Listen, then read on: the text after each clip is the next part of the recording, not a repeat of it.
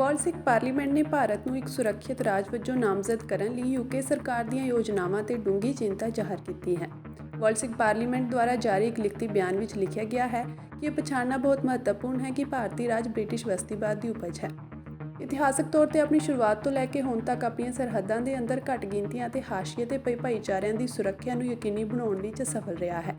ਉਨ੍ਹਾਂ ਲਿਖਿਆ ਕਿ ਕੈਨੇਡੀਅਨ ਪ੍ਰਧਾਨ ਮੰਤਰੀ ਜਸਟਿਨ ਟਰੂਡੋ ਨੇ 18 ਸਤੰਬਰ 2023 ਨੂੰ ਭਰੋਸੇਯੋਗ ਦੋਸ਼ਾਂ ਦਾ ਹਵਾਲਾ ਦਿੱਤਾ, ਜਿਸ ਤੋਂ ਇਹ ਸੰਕੇਤ ਮਿਲਦਾ ਹੈ ਕਿ ਕੈਨੇਡੀਅਨ ਨਾਗਰਿਕ ਅਤੇ ਸਿੱਖ ਕਾਰਕੁਨ ਭਾਈ ਹਰਦੀਪ ਸਿੰਘ ਨਿੱਜਰ ਦੀ ਕੈਨੇਡਾ ਦੀ ਧਰਤੀ ਤੇ ਹੋਈ ਹੱਤਿਆ ਵਿੱਚ ਭਾਰਤੀ ਖੁਫੀਆ ਏਜੰਸੀਆਂ ਵੀ ਸ਼ਾਮਲ ਸਨ।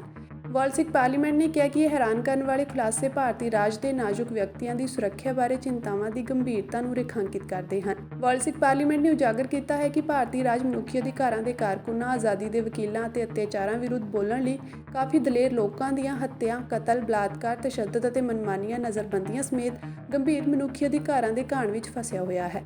ਇਸ ਤੋਂ ਇਲਾਵਾ ਗੈਰ ਕਾਨੂੰਨੀ ਗਤੀਵਿਧੀਆਂ ਐਕਟ ਵਰਗੇ ਕਠੋਰ ਕਾਨੂੰਨ ਭਾਰਤੀ ਰਾਜ ਦੁਆਰਾ ਬਿਨਾਂ ਉਚਿਤ ਪ੍ਰਕਿਰਿਆ ਦੇ ਵਿਅਕਤੀਆਂ ਨੂੰ ਅਤਿਵਾਦੀ ਵਜੋਂ ਲੇਬਲ ਕਰਨ ਲਈ ਲਾਗੂ ਕੀਤੇ ਜਾਂਦੇ ਹਨ। ਬਿਨਾਂ ਕਿਸੇ ਨਿਰਪੱਖ ਮੁਕੱਦਮੇ ਦੇ ਉਹਨਾਂ ਨੂੰ ਕੈਦ ਕਰਦਾ ਹੈ। UAPA ਵਰਗੀਆਂ ਕਾਰਵਾਈਆਂ ਨੂੰ ਨਿਯਮਿਤ ਤੌਰ ਤੇ ਅਸਹਿਮਤੀ ਦੀਆਂ ਆਵਾਜ਼ਾਂ ਨੂੰ ਦਬਾਉਣ ਲਈ ਬੋਲਣ ਦੀ ਆਜ਼ਾਦੀ ਦੇ ਅਧਿਕਾਰ ਨੂੰ ਕਮਜ਼ੋਰ ਕਰਨ ਲਈ ਵਰਤਿਆ ਜਾਂਦਾ ਹੈ। ਇਨ੍ਹਾਂ ਖੁਲਾਸਿਆਂ ਅਤੇ ਚਿੰਤਾਵਾਂ ਦੇ ਮੱਦੇਨਜ਼ਰ ਵਰਲਡ ਸਿੱਖ ਪਾਰਲੀਮੈਂਟ ਨੇ UK ਸਰਕਾਰ ਨੂੰ ਤੁਰੰਤ ਭਾਰਤ ਨੂੰ ਸੁਰੱਖਿਅਤ ਰਾਜ ਵਜੋਂ ਸ਼੍ਰੇਣੀਬੱਧ ਕਰਨ ਦੇ ਫੈਸਲੇ ਤੇ ਮੁੜ ਵਿਚਾਰ ਕਰਨ ਦੀ ਮੰਗ ਕੀਤੀ ਹੈ। ਉਨ੍ਹਾਂ ਨੇ ਖਾਸ ਤੌਰ ਤੇ ਮਨਮਾਨੇ ਢੰਗ ਨਾਲ ਨਜ਼ਰਬੰਦ ਕੀਤੇ ਗਏ ਬ੍ਰਿਟਿਸ਼ ਸਿੱਖ ਜਗਤਾਰ ਸਿੰਘ ਜੱਗੀ ਜੋਹਲ ਦੇ ਕੇਸ ਦਾ ਵੀ ਹਵਾਲਾ ਦਿੱਤਾ ਹੈ। ਇਸ ਤੋਂ ਇਲਾਵਾ ਉਨ੍ਹਾਂ ਕਿਹਾ ਕਿ ਅਸੀਂ ਬ੍ਰਿਟਿਸ਼ ਸਰਕਾਰ ਤੋਂ ਸਿੱਖ ਕਾਰਕੁਨ ਭਾਈ ਅਵਤਾਰ ਸਿੰਘ ਖੰਡਾ ਦੀ ਮੌਤ ਦੀ ਸੁਤੰਤਰ ਜਾਂਚ ਦੀ ਵੀ ਉਮੀਦ ਕਰਦੇ ਹਾਂ, ਜਿਸ ਦੀ 11 ਜੂਨ 2023 ਨੂੰ ਬਰਮਿੰਘਮ ਵਿੱਚ ਮੌਤ ਹੋ ਗਈ ਸੀ।